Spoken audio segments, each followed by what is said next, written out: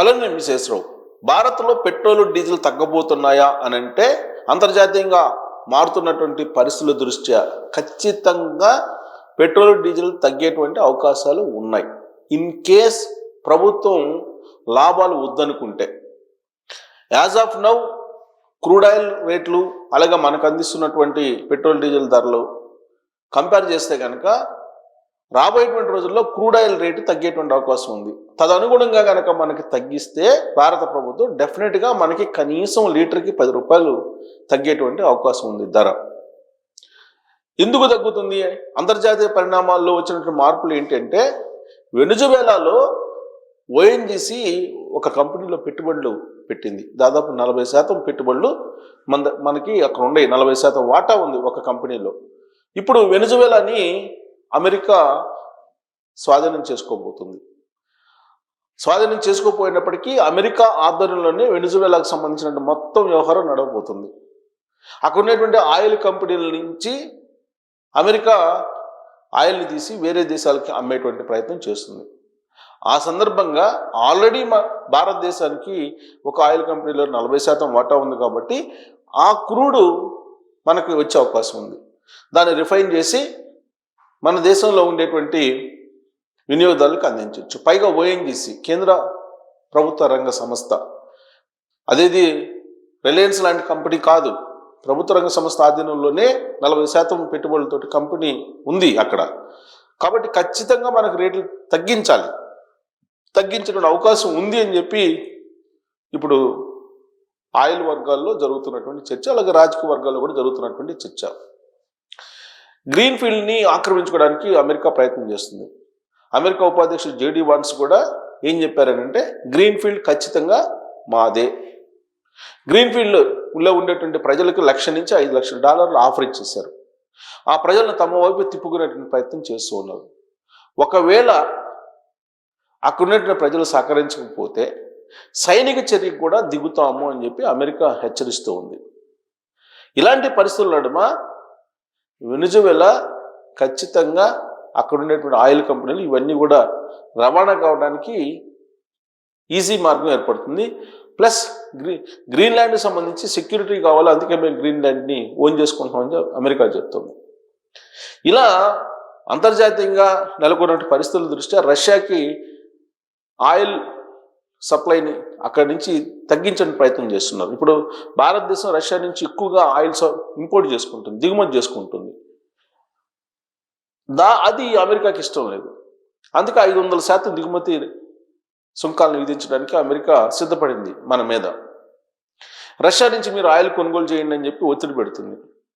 కానీ అంతర్జాతీయ మార్కెట్లో మనకి రష్యాలో తక్కువ వస్తుంది కాబట్టి క్రూడ్ ఆయిల్ అది కొనుగోలు చేయడానికి భారత ప్రభుత్వం కంటిన్యూ చేస్తుంది.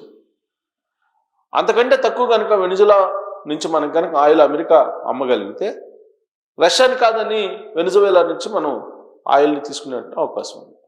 కాబట్టి వెనుజువేలా నుంచి ఆయిల్ ఇస్తేనే భారతదేశం రష్యా నుంచి ఆయిల్ దిగుమతులు తగ్గించుకునే అవకాశం ఉంది. ఈ విషయం ట్రంప్కి తెలుసు. అందుకే ట్రంప్ వెనుజువేలా నుంచి భారతదేశానికి తక్కువగా క్రూడ్ ఆయిల్ ఇప్పించేటువంటి ప్రయత్నం చేస్తాడు. కారణం, రష్యాని అడ్డుకోవాలి. రష్యా ఉక్రెయిన్ మధ్య వార్ జరుగుతుంది. ఈ క్రమంలో రష్యా మీద ఆంక్షలు పెట్టింది. ఈ ఆంక్షలు పూర్తిస్థాయిలో నెరవేరాలంటే రష్యా నుంచి ఆయిల్ దిగుమతులు ఆపాలి. ప్రధానంగా భారతదేశం ఎక్కువ ఆయిల్ని దిగుమతి చేసుకుంటుంది. ఈ భారతదేశం ఇచ్చేటువంటి డబ్బులతోటే రష్యా యుద్ధం చేస్తుంది ఉక్రెయిన్ మీద అనేది రష్యా మీద ఉన్నటువంటి అభిప్రాయం ట్రంప్కి. అందుకే ముందు భారత్ని కట్టడి చేయాలండి. భారత్ని కట్టడి చేయలేని పరిస్థితిలో అమెరికా ఉంది. మరి ప్రత్యామ్నాయం ఏంటి? రష్యా ఇచ్చేటువంటి క్రూడ్ ఆయిల్ ధర కంటే తక్కువ ధరకు క్రూడ్ ఆయిల్ కనుక వెనుజువేలా నుంచి పెంచగలిగితే ఆటోమేటిక్గా రష్యా నుంచి దిగుమతి తగ్గిపోయేటువంటి అవకాశం ఉంది. అందుకే ఇప్పుడు మనకి రాబోయే రోజుల్లో క్రూడ్ ఆయిల్ తక్కువ రేటుకి అంతర్జాతీయ మార్కెట్లో వచ్చే అవకాశం ఉంది. ఆ తగ్గుదల వినియోగదారులకి అందించాలి అనేది ఒక అభిప్రాయం ఉంది. అయితే తగ్గిస్తారా లేదనేది ముందు వెనుజువేలా నుంచి వచ్చిన తర్వాత నిర్ణయం తీసుకుంటారు. మామూలుగా అయితే జిఎస్టీ పరిధిలోకి వచ్చినా కానీ డీజిల్ పెట్రోల్ రేట్లు తగ్గుతాయి. కానీ జిఎస్టీ పరిధిలోకి తీసుకురావట్లా. అనేకమైనటువంటి నిత్యావసర వస్తువుల్ని జిఎస్టీ పరిధిలోకి తీసుకొచ్చింది. పైగా 4 స్లాబ్లు ఉన్నటువంటి జిఎస్టీని 2 స్లాబ్లకి మార్చింది. ఇంత జరుగుతున్నప్పటికీ కూడా జిఎస్టీకి సంబంధించి జిఎస్టీ పరిధిలోకి ఆయిల్ని తీసుకురావట్లా, డీజిల్ పెట్రోల్ని వినియోగదారులు డిమాండ్ చేస్తున్నారు. కానీ కేంద్ర రాష్ట్ర ప్రభుత్వాలు ఒప్పుకోవట్లేదు. కేంద్ర ప్రభుత్వం కంటే కూడా రాష్ట్ర ప్రభుత్వం ఒప్పుకోవట్లేదు. ఎందుకంటే డీజిల్ పెట్రోల్ నిత్యావసర వస్తువు కాబట్టి దాన్ని వినియోగిస్తారు కాబట్టి దాని ద్వారా వచ్చేటువంటి ట్యాక్స్లు రాష్ట్రానికి ఎక్కువగా వస్తున్నాయి. ఆ కారణం చేత రాష్ట్రాలు కూడా ఒప్పుకోవట్లేదు జిఎస్టీ పరిధిలోకి పెట్రోల్ డీజిల్ తీసుకురావడానికి. కనీసం అంతర్జాతీయ మార్కెట్లో క్రూడ్ ఆయిల్ తగ్గినప్పుడు అన్నా కానీ డీజిల్ పెట్రోల్ ధరలు తగ్గించకపోతే ప్రజల నుంచి వ్యతిరేకత వస్తుంది. అందుకే వెనిజువేలా నుంచి క్రూడ్ ఆయిల్ వచ్చింది అని తెలియగానే ప్రజల నుంచి ఖచ్చితంగా తక్కువ ధరకు డీజిల్ పెట్రోల్ ఇవ్వాలి అనేటువంటి ఒక బలమైనటువంటి అభిప్రాయం ఏర్పడుతుంది. అప్పుడు ప్రభుత్వం మీద కూడా ఒత్తిడి వచ్చేటువంటి అవకాశం ఉంది. ఆ ఒత్తిడి వచ్చేంత వరకు కాకుండా కేంద్ర ప్రభుత్వం మరి ధరలు తగ్గిస్తుందా అని అంటే ఈసారి ఖచ్చితంగా తగ్గించే అవకాశం ఉందని చెప్పి అంటున్నారు. ఇంతకీ వెనిజువేలాలో ఏం జరుగుతుంది, అసలు పెట్రోల్ డీజిల్ ఎంత ఉంది, మన వాటా ఎంత, ఏ కంపెనీలో ఉంది అనే దాని మీద మనం రిపోర్ట్ చూద్దాం. ఆ రిపోర్ట్ చూస్తే మనకి క్లారిటీ వస్తుంది. భారత్కు వెనిజువేలా చమురు అమ్మడానికి సిద్ధంగా ఉన్న అమెరికా మళ్ళీ వెనిజువేలా క్రూడ్ ఆయిల్ మార్కెట్లోకి వస్తే ధరలు తగ్గే ఛాన్స్. రష్యా నుంచి భారత్ పెద్ద ఎత్తున చమురు కొనడంపై కినుకుగా ఉన్న అమెరికా దానికి బదులుగా వెనిజువేలా నుంచి చమురు కొనడాన్ని అనుమతించేందుకు సిద్ధమవుతుంది. వెనిజువేలా చమురును కొనేందుకు భారత్ను అనుమతిస్తారా అనే ప్రశ్నకు ట్రంప్ పాలనా యంత్రాంగంలోని అధికారి ఒకరు సానుకూలంగా స్పందించారు.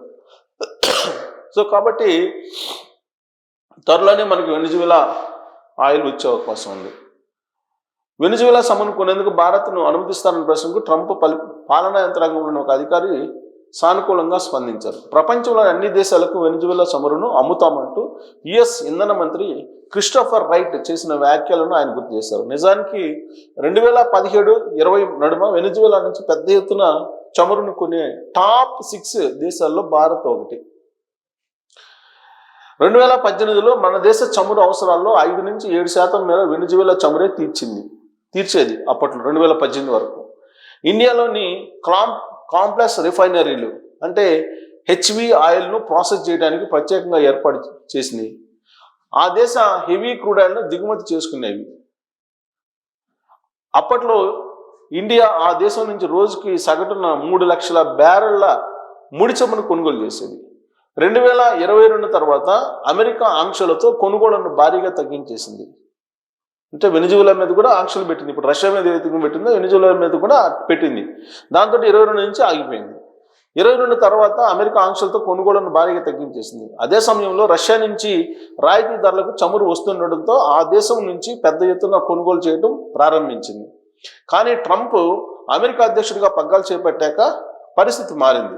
రష్యా నుంచి చమురు కొనే దేశాలపై ఆయన సుంకాల బాధుడితో ఒత్తిడి తెచ్చే ప్రయత్నం చేశారు. అందులో భాగంగా మన ఉత్పత్తులపై 50% దాకా సుంకాలు విధించారు. ఇంకా మాట వినకపోతే 500% దాకా సుంకాల భారం మోపుతానని ఇప్పుడు బెదిరిస్తున్నారు. ఇరు దేశాల మధ్య వాణిజ్య ఒప్పందం ఖరారు కావడానికి కూడా ఇదో పెద్ద అడ్డంకిగా మారింది. వెనిజువేలాలో తాజా పరిణామాల నేపథ్యంలో మళ్ళీ ఆ దేశం నుంచి చమురు కొనుగోళ్లను పెంచే అవకాశం ఉంది. కాకపోతే ఆ కొనుగోళ్లు పాత విధానంలో కాక అమెరికా నియంత్రిత విధానంలో ఉంటాయి. కాగా ప్రస్తుతం వెనిజువేలా వద్ద సిద్ధంగా ఉన్న 3 కోట్ల నుంచి 5 కోట్ల బ్యారెళ్ల చమురును అమ్మడానికి ప్రణాళికలు రచిస్తున్నామని, భవిష్యత్తులో కూడా ఆ దేశం ముడి చమురును విక్రయిస్తామని క్రిస్టోఫర్ రైట్ మరో ప్రకటనలో తెలిపారు. ఇందుకోసం ఆ దేశంలో గతంలో పనిచేసిన చమురు కంపెనీలతో పాటు అక్కడ పనిచేసేందుకు సిద్ధంగా ఉన్న సంస్థలతో చాలా సంప్రదింపులు జరుపుతున్నట్లు తెలిపారు. ఇన్నాళ్ళు ఆంక్షల కారణంగా అంతగా మార్కెట్లోకి రాని వెనిజువేలా చమురు ఇప్పుడు విపణిలో అందుబాటులోకి వస్తే అంతర్జాతీయంగా ముడి చమురు ధరలు తగ్గే అవకాశం ఉంటుంది. బ్యారెల్కు $1 చొప్పున ధర తగ్గిన మన ఆయిల్ దిగుమతులు బిల్లులు ఏడాదికి 13,000 కోట్ల మేర తగ్గుతుంది. కాబట్టి వెనిజువేలా చమురు విపణిలో అందుబాటులోకి రావడం భారత్కు శుభవార్తే. సో ఇక పాత డివిడెండ్, ఇది ఇంపార్టెంట్. పాత డివిడెండ్ కూడా వసూలయ్యే అవకాశం ఉంది. వెనిజువేలా చమురు రంగాన్ని అమెరికా తన చేతుల్లోకి తీసుకోవడం భారత్కు మరో రకంగా కూడా ఉపయోగపడే అవకాశం ఉంది. అదేంటంటే మన ప్రభుత్వ రంగ సంస్థ అయిన ఓఎన్జీసీ విదేశీ లిమిటెడ్కు ఓఎన్జీసీ విదేశీ లిమిటెడ్కు తూర్పు వెనిజువెలాలోని శాన్ క్రిస్టోబల్ చమురు క్షేత్రంలో 40% వాటా ఉంది. దానికి 2014 నాటికి రావాల్సిన 536 మిలియన్ల మేర డివిడెండ్ ఇప్పటిదాకా రాలేదు. ఆ తర్వాత సంవత్సరాలకు సంబంధించి మరో $500 మిలియన్ మేరకు డివిడెండ్ కూడా రాలేదు. ఇప్పుడు $1 బిలియన్ వచ్చే అవకాశం ఉంది. సో కాబట్టి మనకి 2 విధాలుగా లాభం. ఒకటి, మన డివిడెండ్ రాబోతుంది, వచ్చే అవకాశం ఉంది. 5 మిలియన్లే కదా, $5 మిలియన్, 500 మిలియన్ వచ్చేటువంటి అవకాశం ఉంది. 500 మిలియన్ డివిడెండ్, అంతకుముందు పాతది డివిడెండ్. అలాగే చమురు మనకి తక్కువగా వచ్చేటువంటి అవకాశం ఉంది.